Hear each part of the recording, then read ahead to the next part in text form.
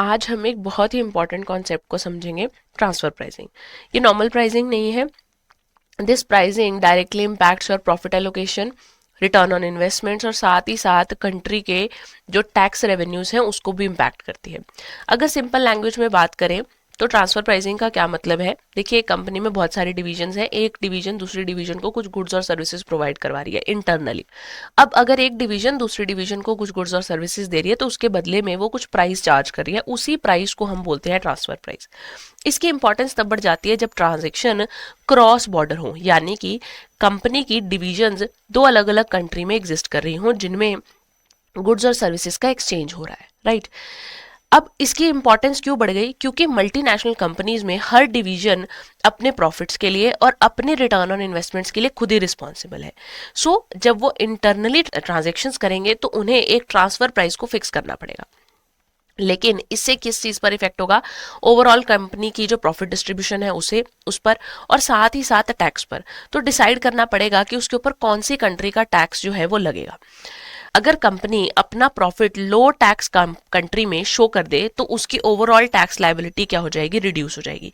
इसका मतलब ये नहीं है कि ट्रांसफर प्राइसिंग इलीगल है, लेकिन अगर प्राइस को आर्टिफिशियली मैनिपुलेट किया जाए टैक्स बचाने के लिए तो गवर्नमेंट को रेवेन्यू लॉस होता है। इसलिए गवर्नमेंट ने कुछ रेगुलेशंस इंट्रोड्यूस करी।